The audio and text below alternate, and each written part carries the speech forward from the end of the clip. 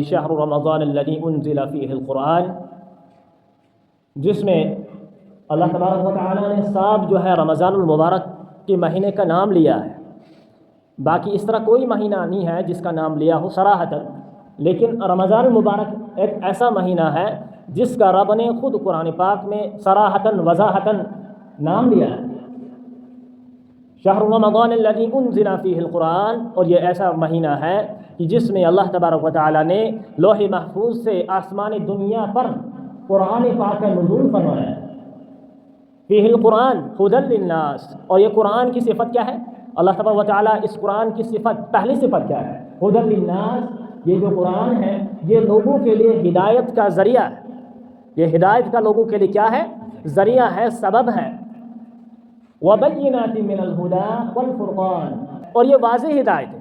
وَبَيِّنَاتٍ مِّنَ الْهُدَىٰ وَالْفُرْقَانِ، اور یہ قرآن پاک واضح ہدایت ہے، انسان کے لیے ہے۔ فرقان، اور حق اور باطل کے درمیان فرق کرنے والا ہے۔ یہ قرآن جو ہے یہ حق اور باطل کے درمیان تمیز کرتا ہے، حق اور باطل کو جدا کرتا ہے، ان کو تمیز دیتا ہے کہ حق کیا ہے اور باطل کیا ہے۔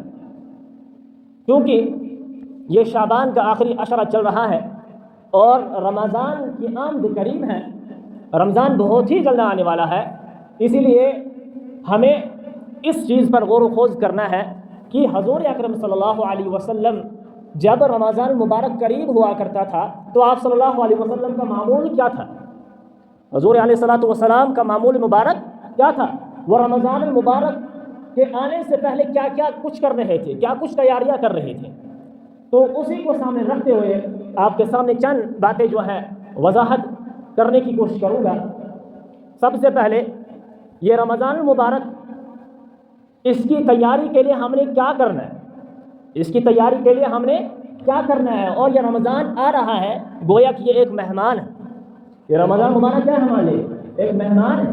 جب ہمارے گھر کبھی مہمان آتا ہے تو ہم کیا کرتے ہیں؟ سب سے پہلے ہم جو ہے اس مہمان کے آنے کے لیے تیاریاں کرتے ہیں کہ بھائی فلانی مہمان آئے گا، اس کے لیے جو ہے ہم تیاری کر رہے ہیں، اس کے استقبال میں تیاری کر رہے ہیں، چیزیں لا رہے ہیں، فلانی چیز ہیں، کھانے کی چیزیں ہیں، وہ ہے، یہ فلانی چیزیں۔ لہٰذا یہ تو دنیاوی معاملہ ہے، لیکن اخروی معاملہ، دینی معاملہ کیا ہے کہ ہم جو رمضان جو ہمارے لیے آ رہا ہے اس کے لیے کیا تیاری کی ہے شریعت نے؟ حضور اکرم صلی اللہ علیہ وسلم نے کون سی تیاری کرنے کو ہمیں کہا ہے؟ جو ہی رجب کا مہینہ داخل ہوا کرتا تھا، بلکہ میں نے پچھلے جمعہ بھی رجب کے متعلق اور شعبان کے متعلق کچھ باتیں رکھ دی تھی، ان میں سے کچھ باتوں کو آپ کے سامنے رکھنے کی پھر سے کوشش کروں گا۔ جو ہی رجب کا مہینہ داخل ہوا کرتا تھا تو حضور علیہ السلام دعا مانگا کرتے تھے، اللہم بارک لنا فی رجب و شعبان و بلغنا رمضان۔ اس دعا کا مطلب یہ ہے اے اللہ، اللہم بارک لنا، اے اللہ ہمیں رجب اور شعبان میں برکت عطا فرما، رجب اور شعبان میں کیا فرما؟ برکت عطا فرما، وبلغنا رمضان، اور رمضان المبارک تک پہنچا دے، رمضان المبارک تک کیا کر دے؟ ہمیں پہنچا دے۔ اس کے پیچھے وجہ کیا ہے، حکمت کیا ہے، بیک گراؤنڈ کیا ہے؟ علماء کرام کہتے ہیں کہ حضور علیہ السلام یہ دعا کیوں کیا کرتے تھے؟ وہ یوں کیوں کہا کرتے تھے یا اللہ ہمیں جو ہے رمضان تک پہنچا دے؟ کیوں؟ اسی لیے کہا کرتے تھے کیونکہ رمضان کے برکات، رمضان کے اثرات، جو فضائل ہے، جو برکات ہے، وہ ہر مومن کو، وہ ہر انسان کو حاصل ہو جائے۔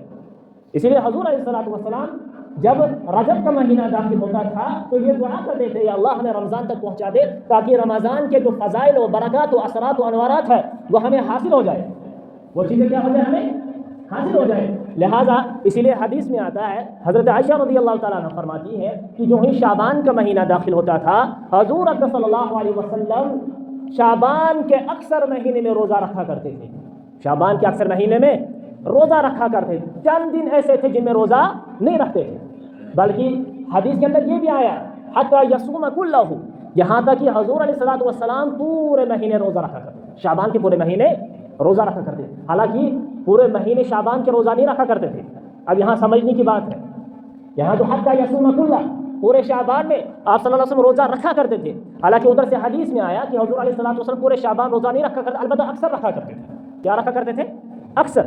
تو اس کا جواب یہ ہے، علماء کرام اس کا جواب یہ دیتے ہیں حتی یصوم کلہ، کہ حضور علیہ السلام پورے شعبان کا روزہ رکھنے کا مطلب یہ ہے اکثر شعبان میں روزہ رکھا کرتے تھے، اکثر شعبان میں کیا رکھا کرتے تھے؟ روزہ۔ اور یہاں پر جو یہ لفظ کل ہے، کل کا مطلب، بلکہ میں نے پچھلی جمعہ کو بتایا تھا کہ لفظ کل کا مطلب کیا ہے؟ کل کا مطلب ہے پورا، کل کا مطلب کیا ہے؟ پورا، تمام. تو اس حدیث کا مطلب ہے کہ پورے شعبان میں روزہ رکھا کرتے تھے، حالانکہ پورے شعبان میں نہیں ہے. تو اس کا مطلب کیا ہے؟ تو اس کا مطلب یہ ہے یہاں پر جو لفظ کل آیا ہے حدیث کے اندر، جو کل آیا ہے، اس کل کا اطلاق کبھی کبھار اکثریت پر ہوتا ہے.